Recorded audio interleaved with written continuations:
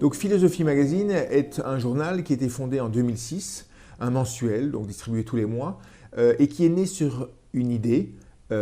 C'est au départ pas du tout un philosophe qui a eu l'idée de fonder ce journal, c'est un banquier d'affaires qui passait ses étés sur la plage et essayait de lire la philosophie parce qu'il avait l'envie de découvrir la philosophie.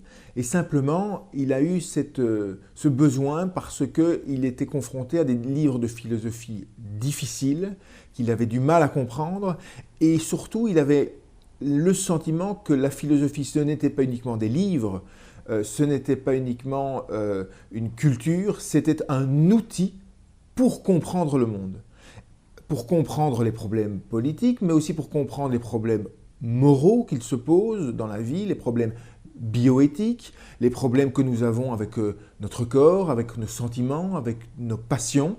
Et donc il avait quelques moyens, puisque c'était un banquier d'affaires. Il avait depuis longtemps l'envie de créer quelque chose, de s'investir dans la presse.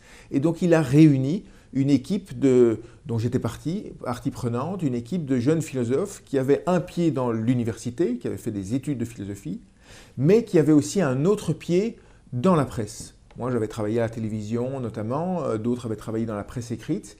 À cette équipe, il a donc donné pour mission de construire un journal qui n'était pas du tout un journal pour l'université, pour l'académie, pour ceux qui savent déjà, mais qui est un journal pour ceux qui ont entendu parler de la philosophie, qui ont touché, en France il y a des cours de philosophie, mais ce n'était pas nécessaire d'avoir ce savoir-là.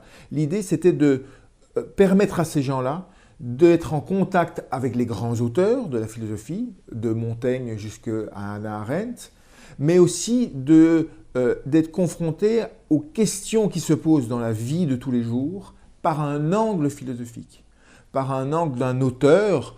Par exemple, Michel Foucault, si on aborde des questions sur le corps, sur la folie, on va aller chercher chez Michel Foucault des concepts pour essayer de comprendre ce qui se passe aujourd'hui avec notre corps, avec la folie.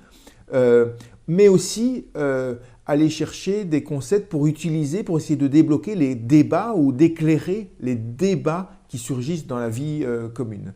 Et c'est fort de cette mission donc qu'on a construit, Alexandre Lacroix notamment et moi, un journal, un magazine.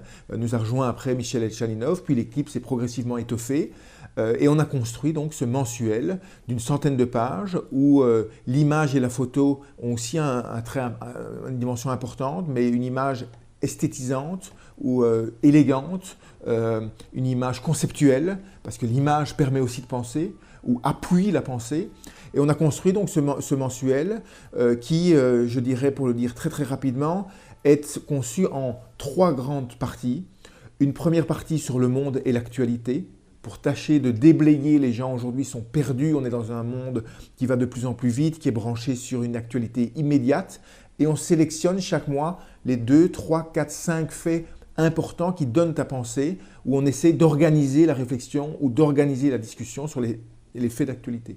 Puis il y a une deuxième dimension qui est, on choisit une question philosophique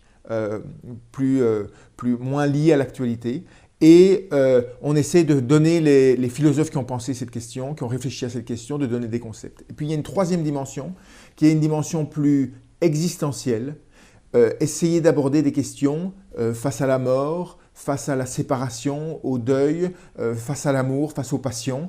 Les philosophes ont proposé des réflexions sur le sens de la vie et on essaye de redonner une fraîcheur à ces questions-là. Donc l'actualité, la pensée, le concept et l'existence. Voilà comment s'organise ce journal qui depuis 10 ans maintenant rassemble à peu près 60 000 acheteurs et 600 000 lecteurs tous les mois.